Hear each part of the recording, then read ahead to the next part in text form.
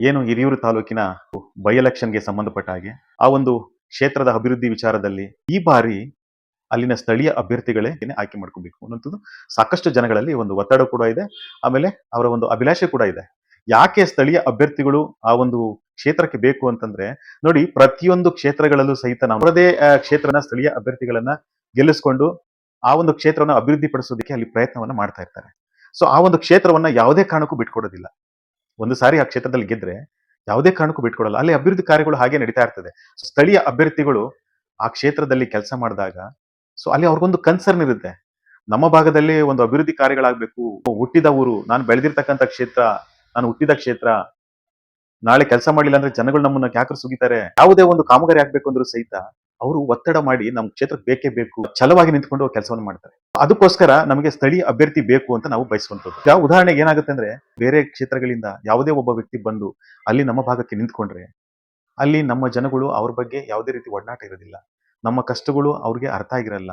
ನಮ್ಮ ಕಷ್ಟಗಳನ್ನ ಅರ್ಥ ಮಾಡ್ಕೊಳ್ಳೋದಕ್ಕೆ ಸುಮಾರು ವರ್ಷಗಳು ಕಳಿಬೇಕಾಗುತ್ತೆ. ಸೊ ಅವರಿಗೆ ಯಾವುದೇ ರೀತಿಯಾಗಿ ನಮ್ಮ ಮತ್ತು ಅವ್ರು ನೋಡಿದ ಒಡನಾಟ ಇಲ್ಲದೆ ಇರೋದ್ರಿಂದ, ನಮ್ಮ ಬಗ್ಗೆ ಅವ್ರಿಗೆ ಅರ್ಥ ಆಗದೇ ಇರೋದ್ರಿಂದ ಎಷ್ಟೋ ಹಳ್ಳಿಗಳು, ಊರುಗಳು, ಅಲ್ಲಿನ ಕಷ್ಟಗಳು ಯಾರಿಗೂ ಕೂಡ ಅವ್ರಿಗೆ ಗೊತ್ತಿರೋದಿಲ್ಲ. ಈಗ ಅವ್ರು ಏನ್ ಮಾಡ್ತಾರೆ, ಸೋತ್ರೆ ಹೊಟ್ಟೋಗ್ತಾರೆ. ಮತ್ತೆ ನಮಗೂ ಅವ್ರಿಗೆ ಯಾವುದೇ ರೀತಿ ಸಂಬಂಧ ಇಲ್ಲದೆ ಇರೋ ರೀತಿಯಲ್ಲಿ ಇದ್ದು ಬಿಡ್ತಾರೆ. ಸೊ ಗೆದ್ರೆ ಅವರು ಕೆಲಸ ಮಾಡೋದಕ್ಕೆ ನೋಡಲ್ಲ. ನಾವ್ಯಾಕೆ ಇನ್ನೊಂದು ಕ್ಷೇತ್ರದಲ್ಲಿ ಬೆಳವಣಿಗೆ ಮಾಡಿಸ್ಬೇಕು?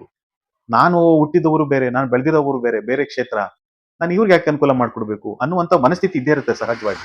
ರೈತ ಮುಖಂಡರು ಒಬ್ರು KP ಶ್ರೀನಿವಾಸ್ ಅಂತ ಹೇಳಿ ಅವರು ಹೇಳ್ತಾ ಇದ್ರು, ಸಾಗರದ ನಂಟು ಉಪ್ಪಿಗೆ ಬಡತನ ಅಂತ ಹೇಳಿ. ಬಹಳ ಅದ್ಭುತವಾದಂತ ಒಂದು ಅರ್ಥ ಅದು.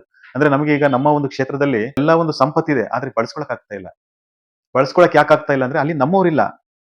ನಮ್ಮವರಿದ್ದಾಗ, ನಮ್ಮ ಕ್ಷೇತ್ರದವರಿದ್ದಾಗ, ಸ್ಥಳೀಯರಿದ್ದಾಗ ಸೊ ಅಲ್ಲಿ ಬೆಳವಣಿಗೆ, ಅಭಿವೃದ್ಧಿ ಕಾರ್ಯಗಳು ಮತ್ತೆ ನಮ್ಮ ಕಷ್ಟಗಳು ಬೇಗ ಅವ್ರಿಗೆ ಅರ್ಥ ಆಗುತ್ತೆ. ಯಾವ ಊರಲ್ಲಿ ಏನ್ ಸಮಸ್ಯೆ ಇದೆ, ಪ್ರತಿಯೊಂದು ಊರಲ್ಲೂ ಕೂಡ ಅವ್ರಿಗೆ ಒಡನಾಟ ಇರುತ್ತೆ. ಅಲ್ಲೇ ತಿರುಗಾಡ್ತಾ ಇರ್ತಾರೆ, ಓಡಾಡ್ತಾ ಇರ್ತಾರೆ. ಇಲ್ಲಿ ಏನ್ ಸಮಸ್ಯೆ ಇದೆ, ಅದಕ್ಕೆ ಏನ್ ಮಾಡ್ಬೇಕು ಅಂತ ಹೇಳಿ ಅವ್ರಿಗೆ ತುಡಿತಾ ಇರ್ತದೆ. ಇನ್ನೊಂದು ವಿಚಾರ ಹೇಳೋದಕ್ಕೆ ಏನ್ ಬಯಸ್ತೀನಿ ಅಂದ್ರೆ, ನೋಡಿ, ಇಲ್ಲಿ ತನಕ ಆಗಿದ್ದಾಗಿದೆ. ಬಹುತೇಕ ಜನ ಬಂದು, ಹೊರಗಿನವ್ರು ಬಂದು ನಮ್ಮಲ್ಲಿ ನಿಂತ್ಕೊಂಡಿದ್ದಾರೆ, ಗೆದ್ದಿದ್ದಾರೆ, ಗೆಲ್ಸಿದೀವಿ, ಎಲ್ಲ ಸರಿ, ಎಲ್ಲ ಆಯ್ತು, ಓಕೆ. ಆದ್ರೆ ಅವ್ರನ್ನ ಗೆಲ್ಸಿರ್ತಕ್ಕಂಥ ಕಾರ್ಯಕರ್ತರು ಇಲ್ಲಿವರೆಗೂ ಕೂಡ ಅವರಿಂದ ಯಾವುದೇ ರೀತಿಯ ರಾಜಕಾರಣದ ಅನುಭವ ಪಡೆದಿಲ್ವಾ? ಯಾರು ಕೂಡ ಅನುಭವವನ್ನ ನುರಿತಿಲ್ವಾ ರಾಜಕಾರಣ ಮಾಡೋದಿಕ್ಕೆ? ಬುದ್ಧಿವಂತರಾಗ್ಲಿಲ್ವಾ? ಯಾಕೆ ಆ ಕಾರ್ಯಕರ್ತರಲ್ಲಿ ಒಬ್ರು ನಮ್ಮ ಕ್ಷೇತ್ರದಲ್ಲಿ ನಿಂತ್ಕೋಬಾರ್ದು? ನಾನು ಯಾವುದೇ ಪಕ್ಷ ಆಗ್ಲಿ, ನಾನು ಯಾವುದೇ ಪಕ್ಷದ ಪರವಾಗಿ ನಾನು ಮಾತಾಡ್ತಾ ಇಲ್ಲ. ಅದು JDS ಆಗ್ಲಿ, ಕಾಂಗ್ರೆಸ್ ಆಗ್ಲಿ, BJP ಆಗ್ಲಿ, ಅಥವಾ ಪ್ರಜಾಕೀಯ ಆಗ್ಲಿ, ಅಥವಾ KRS ಆಗ್ಲಿ, ಅಥವಾ ಇನ್ಯಾವುದೋ ನಮ್ಮ ಇವರು ಅಡ್ವೊಕೇಟ್ ಯಾರು KN ಜಗದೀಶ್ ಅವರು ಯಾವುದೋ ಒಂದು ಹೊಸ ಪಾರ್ಟಿ ಮಾಡಿದ್ದಾರೆ, ಅದು YEP ಅಂತ, ಯಂಗ್ಸ್ಟರ್ಸ್ ಎಂಪವರ್ಮೆಂಟ್ ಪಾರ್ಟಿ ಅಂತ ಹೇಳಿ ಯಾವುದೋ ಒಂದು ಪಾರ್ಟಿ ಮಾಡಿದ್ದಾರೆ, ಮೊನ್ನೆ ರೀಸೆಂಟ್ ಆಗಿ ಲಾಂಚ್ ಆಯ್ತು. ಅಂದ್ರೆ ಅವ್ರದೇ ಆದ ಒಂದು ಥಾಟ್ಸ್ ಇರುತ್ತೆ. ಜನಗಳಿಗೆ ಏನೋ ಸೇವೆ ಮಾಡಬೇಕು, ಏನೋ ಜನಗಳ ಒಂದು ಕಷ್ಟನ ನಾವು ಬಗೆಹರಿಸಬೇಕು, ನಮಗೊಂದು ಅಧಿಕಾರ ಸಿಗಬೇಕು ಅನ್ನುವಂಥದ್ದು ಎಲ್ಲರಿಗೂ, ಎಲ್ಲ ಪಕ್ಷದಲ್ಲೂ ಒಂದು ಸಿದ್ಧಾಂತಗಳಿದ್ದೇ ಇರುತ್ತೆ. ನಾನು ಯಾವುದೇ ಪಕ್ಷದ ಪರವಾಗಿ ಆಗ್ಲಿ ವಿರೋಧ ಮಾಡೋದಿಲ್ಲ. ನಾನು ಹೇಳ್ತಿರೋದೇನಂದ್ರೆ, ಆ ಒಂದು ಕ್ಷೇತ್ರಕ್ಕೆ, ಆ ಒಂದು ಕ್ಷೇತ್ರ ಅಭಿವೃದ್ಧಿ ಆಗ್ಬೇಕು ಅಂದ್ರೆ ಆ ಸ್ಥಳೀಯ ಅಭ್ಯರ್ಥಿಗಳು ಸ್ಪರ್ಧಿಸಿ ಗೆದ್ದಾಗ ಮಾತ್ರ ಅಲ್ಲಿ ಅಭಿವೃದ್ಧಿ ಕಾಣೋದಕ್ಕೆ ಸಾಧ್ಯ ಆಗುತ್ತೆ. ಯಾಕೆಂದ್ರೆ ಅಲ್ಲಿಯ ಜನಗಳ ಕಷ್ಟ, ಅಲ್ಲಿಯ ಪರಿಸ್ಥಿತಿಗಳು ಅವ್ರಿಗೆ ಅರ್ಥ ಆಗುತ್ತೆ. ನಮ್ಮ ತಾಲೂಕಲ್ಲಿ ಎಷ್ಟು ಊರುಗಳಿದೆ, ಎಷ್ಟು ಹಳ್ಳಿಗಳಿದೆ, ಏನೇನು ಕಷ್ಟ ಅನುಭವಿಸ್ತಾ ಇದೆ, ಪ್ರತಿಯೊಂದು ಗಲ್ಲಿಗಳು ಕೂಡ ಅವ್ರಿಗೆ ಗೊತ್ತಿರುತ್ತೆ. ಹೊರಗಿನಿಂದ ಬಂದವರಿಗೆ ಆ ಕನ್ಸರ್ನ್ ಇರೋದಿಲ್ಲ. ಪ್ರತಿಯೊಂದು ಊರಲ್ಲೂ ಕೂಡ ಒಂದು ಒಡನಾಟ ಇರುತ್ತೆ. ಅಲ್ಲಿ ಏನ್ ಸಮಸ್ಯೆಗಳಿದೆ ಅಂತ ಅರ್ಥ ಆಗುತ್ತೆ, ವಿಚಾರಣೆ ಮಾಡ್ತಾರೆ. ಸೊ ನಮಗೆ ಸಕಾಲಕ್ಕೆ ಅವರು ಸಿಗ್ತಾರೆ. ಅಲ್ಲಿ ಏನಾದ್ರೂ ಒಂದು ಸಮಸ್ಯೆ ಆದ್ರೆ ನಾವು ಅಲ್ಲಿ ಸ್ಥಳೀಕರು ಪ್ರಶ್ನೆ ಮಾಡೋದಕ್ಕೆ ಒಂದು ಧೈರ್ಯ ಇರುತ್ತೆ.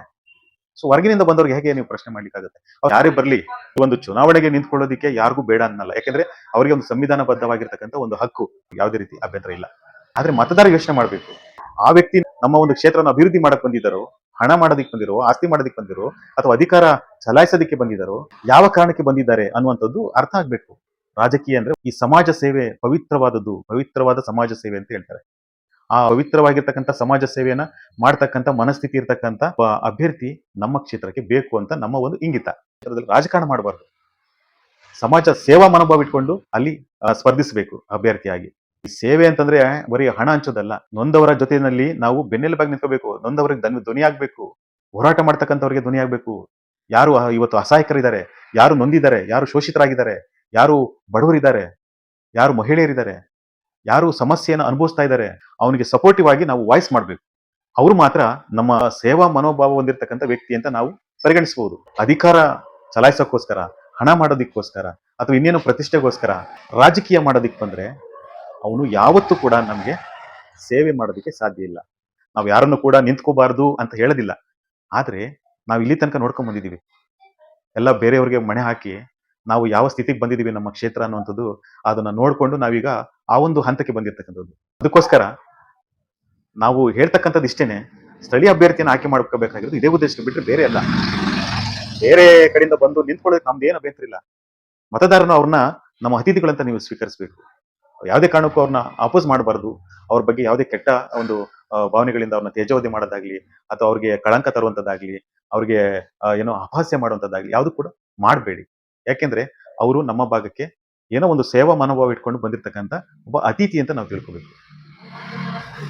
ಓಟು ಹಾಕೋದು ಬಿಡೋದು ಅದು ನಿಮಗೆ ಬಿಟ್ಟಿರ್ತಕ್ಕಂಥದ್ದು. ಬಟ್ ನೀವು ಅರ್ಥ ಮಾಡ್ಕೋಬೇಕಷ್ಟೇನೆ. ಯಾರಿಗೂ ಕೂಡ ಇಲ್ಲಿ ಒತ್ತಡ ಮಾಡುವಂಥದ್ದೇನಿಲ್ಲ.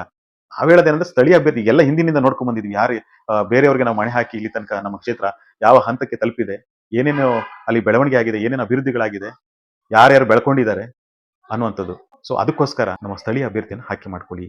ಅದು ಒಳ್ಳೆಯ ವ್ಯಕ್ತಿತ್ವ ಹೊಂದಿರತಕ್ಕಂಥ, ಸಮಾಜ ಸೇವಾ ಮನೋಭಾವ ಹೊಂದಿರತಕ್ಕಂಥ ವ್ಯಕ್ತಿತ್ವವನ್ನ ನೀವು ಆಯ್ಕೆ ಮಾಡ್ಕೊಳ್ಳಿ ಅಂತೇಳಿ ಹೇಳ್ತಾ ಇದ್ದೀವಿ. ಎಲ್ರಿಗೂ ನಮಸ್ಕಾರ.